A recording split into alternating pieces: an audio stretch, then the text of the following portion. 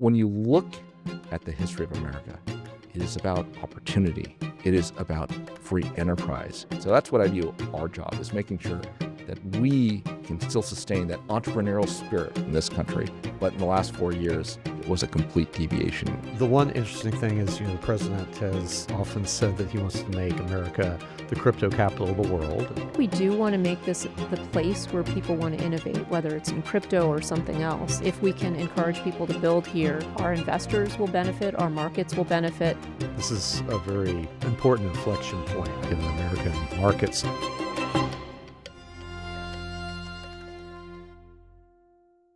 I'm Paul Atkins, chairman of the Securities and Exchange Commission, speaking to you from our headquarters here in Washington, D.C. The SEC's mission has a profound impact on the American financial system and the businesses, market participants, investors, and innovators who make it the most dynamic market in the world. And yet, for many people, the SEC itself remains something of a mystery. I believe that it's time to change that, and that's why I'm excited to launch a new podcast here at the SEC, which will feature exclusive and hopefully insightful conversations with policymakers from inside this building, leading experts outside it, and friends and colleagues who are as informed as they are engaging. For our very first episode, I couldn't think of a better place to start than right here at the SEC, with two colleagues who help to drive our mission forward every day. I'm delighted to sit down with SEC Commissioners Mark Uyeda and Hester Peirce, and I hope that you will enjoy both discussions. Commissioner Uyeda, it's great to be with you here today and to chat a little bit about SEC matters and your role here at the SEC and some of your background. So you basically grew up here at the SEC, which proud to say that's has created a really great colleague. So from your journey from staff member to commissioner, maybe you can describe some of the events that helped shape your outlook on your job and why you are doing your job here at the SEC. Well, I think it just seems like I grew up here, and it's true. I've been here for nearly 20 years. But before that, had a whole career for nearly 11 years in private practice and as a state securities regulator. And in that role as outside counsel to many publicly traded companies, having to deal with all their compliance requirements, including, remember, dealing with the corporate executives, their Forms 3s, 4s, and 5s under Section 16A, and all of that good stuff, the 10Ks, the 10Qs. Form 8K was much shorter at the time, back in the mid-90s. And then going on after that to work for 2.5 years as a state securities regulator.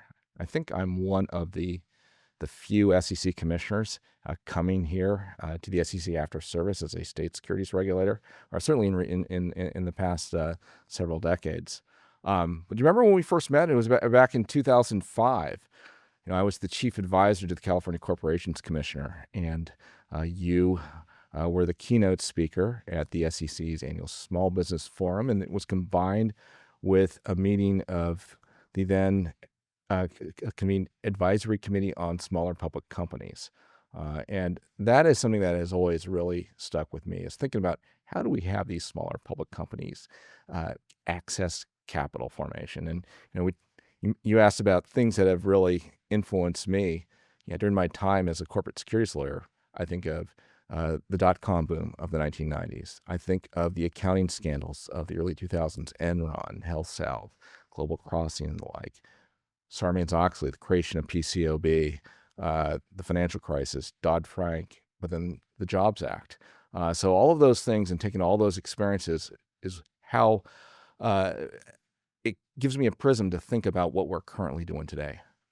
Well, so you served as acting chairman from January of last year, 2025 to April, and last April, and so you inherited an agency that had really diverted, I would say, from its core mandate.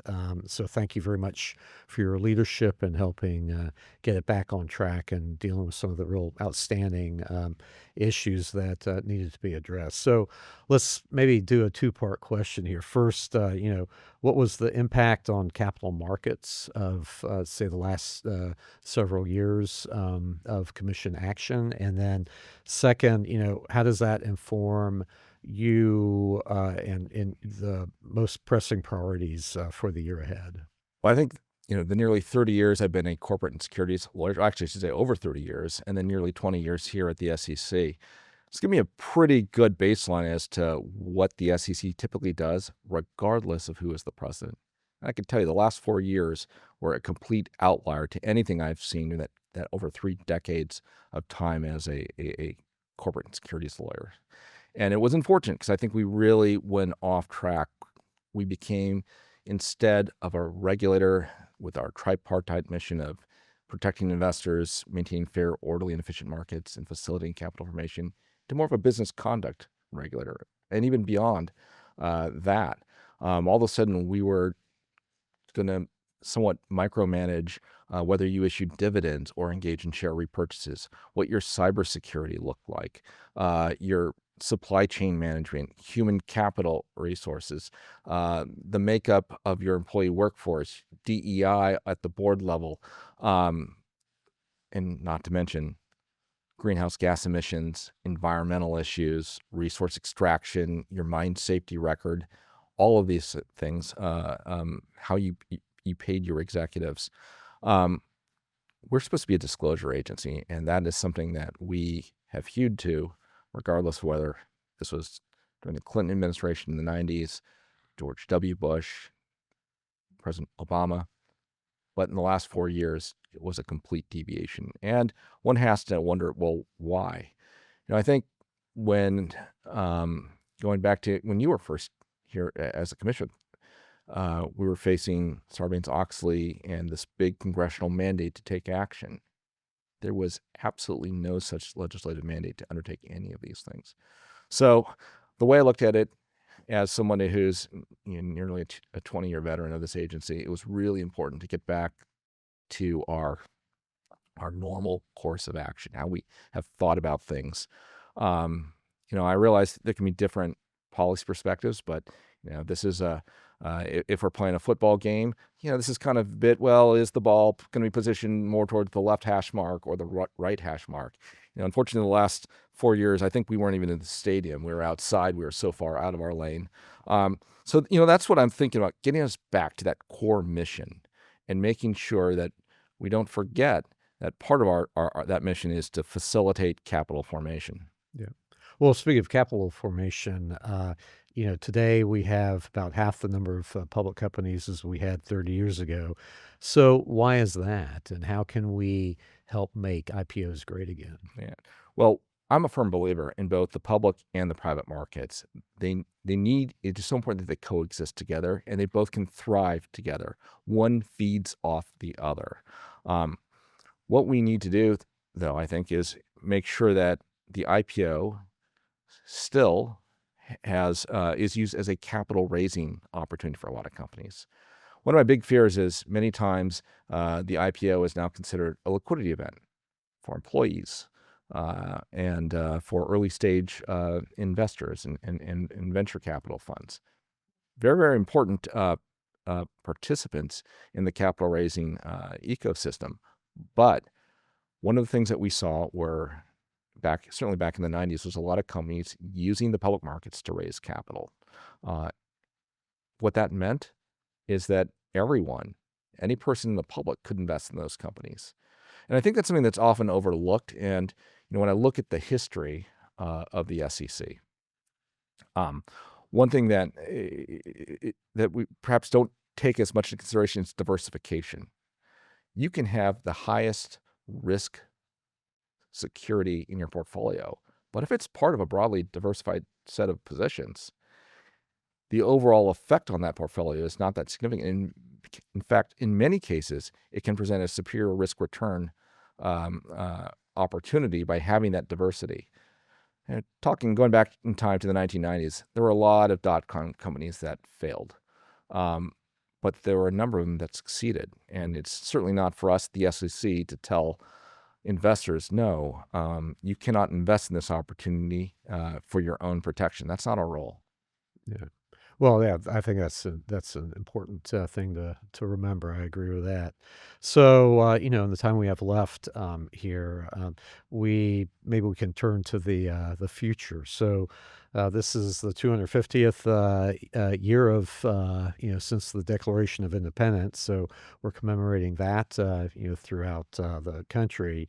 And so soon the SEC, we've just passed the 90th year of the SEC back here in 2024, and looking forward towards the first 100 years in 2034. So where do you see the SEC today, with respect to this history, and, what else do you think that we need to do to ensure that America has leadership in the financial services in the years ahead? I remember when I was the acting chairman, and during that brief 3-month period, we had a series of executive orders that affected the agency. And I remember my staff going through each of them. And one of them was an executive order for how each agency should think about celebrating the 250th anniversary of this country's founding. And I said, this is very important for the SEC. We weren't around during the early parts of this country's history, but when you look at the history of America, it is about opportunity. It is about free enterprise. It's about freedom. It's about the pursuit of happiness, which in many ways I think is the ability to pursue a trade with minimal government interference. Now, there is an important role for government for things like safety and other issues, but it was not a society where you had to ask permission for the government to start a business or to engage in a trade. And if you look at the state of the world in 1776, where the United States was vis-a-vis many countries in Europe, we weren't as advanced. But that freedom, that liberty, creating those opportunities for people to pursue products, goods, and services for a profit, that is what helps instill this entrepreneurial spirit. And that has propelled us so far beyond all of our other competitors in 1776 to where we are today. But we got to be very much on guard because of all the success America's had in terms of economic growth, innovation, new technology. That can breed complacency. Just like I'm sure many of the European countries who were much more advanced than the United States in 1776 thought that they were at the top of the world during their era.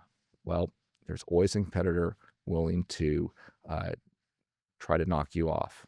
So that's what I view our job is making sure that we can still sustain that free enterprise spirit in this country. And if we can, I can't wait to see what happens when we celebrate our 500 year anniversary. Yeah. Of course, I won't be around, but You never know. But I think look where we came in the first 250 years, and looking forward to the next 250 years of what we can yet accomplish. Yeah, it's a big task ahead of us, and so we have a lot of work to do here ahead of us here in the next few years. So I'm glad you're on board, and look forward to continuing to work with you. Thank you very much, Commissioner Uyeda. Those are great observations and a real challenge for us going forward. So thank you very much for joining us today, and I'm sure the viewers will be very interested to hear what you have had to say, and look forward to chatting with our other colleagues along the same lines. So thank you very much for being here. Well, thanks for having me on your inaugural show. Commissioner Peirce, I look forward to spending the next few minutes with you discussing some of the salient issues here at the SEC and some of your background and all of that. So, Mr. Chairman, it's a delight to be here. So super. Well, all right. So let's get going. And so first of all, maybe we can discuss a little bit about your background here, and not just at the SEC but elsewhere. But you and I started working together back in the aughts, so around about 2003 or so, I recall. And so maybe you can discuss some of that and your work elsewhere on the Hill and at other places. Yeah, well, I came to your office from the Division of Investment Management and had been an admirer of the way you thought about issues and was really honored to be able to work in your office and get a broader sense of what the commission does. That led me pretty naturally to go work on the Hill and learn a little bit about the legislative process. And that was during the time when the financial crisis happened and Dodd-Frank was developed in response to that. So after that, I went off to work in a think tank and think and write about regulation, financial regulation specifically, and worked with a lot of economists in doing that. One of the emphases during the time in your office was cost benefit analysis, and that was something that I wanted to think more about in an academic setting. So did that and then had the opportunity to come back as a commissioner.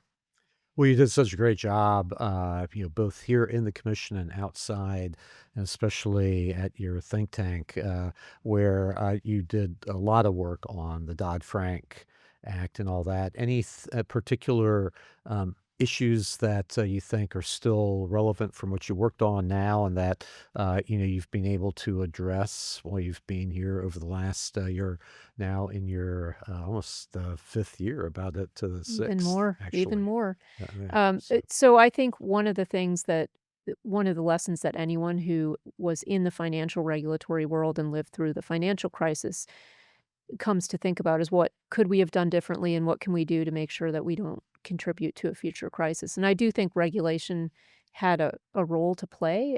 You can actually drive decision making with regulation in a bad way. And so we want to avoid doing that. I think some of the response to the financial crisis was to sort of reactively try to pull more decision making into the government and take it away from the private sector where incentives are really important. And so I think what we can do as regulators is think about how we can return incentives to the financial sector, to the private markets, and make sure that the people who are making the decisions then bear the consequences of those decisions.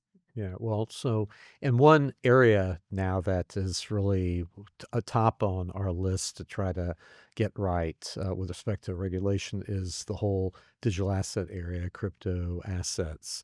So maybe, and you are obviously the head of our crypto task force now, Project Crypto, which is wonderful. You've done an excellent job. You have, I think, a lot to be proud of to help change the direction of the SEC vis-a-vis that particular area of financial services. So I was wondering maybe what you could do is explain a little bit about what is crypto and why is it so important for continued strength of American capital markets. Well, I will tell you that it's a lot easier to do a good job on crypto in this environment where you're very supportive of us trying to get to a regulatory framework that's understandable, that's fit for purpose, and then we can I think better address the problems that come up in crypto, but also really open up opportunities for people to innovate in this area. And that was really how I was looking at this issue from the get-go. We need to have financial regulation that is open to innovators because innovation is what makes the financial markets resilient. It's what ensures that they serve people's actual needs. And so I think with respect to crypto specifically, crypto solves the double spending problem. Um, you used to be able to send data over the internet, but you couldn't send value because I could send you value and then I could send the same value to someone else and say, oh, look, I paid you both. Cryptography solves that problem. It enables you to send money and say, I'm sending it only to you, and it's I can't send it to anyone else. And so on top of that, there have been built a whole set of assets, and some of those fall within our space, either because you're tokenizing actual securities or because you're taking something that's a token and you're selling it in a way that is a securities transaction. And so what we're trying to do now is build a framework for both of those things, and also trying to help regulated entities that are serving their customers and clients to figure out how they can help them with these assets. So what's the difference between online, on-chain payments versus otherwise? So now I can give my money to PayPal and then send it or Zelle or whatever, send it to someone else. So what's the difference with an on-chain sort of approach? The beauty of the technology is that it allows you to disintermediate so that peers can transact with one another directly or through the intermediation of technology.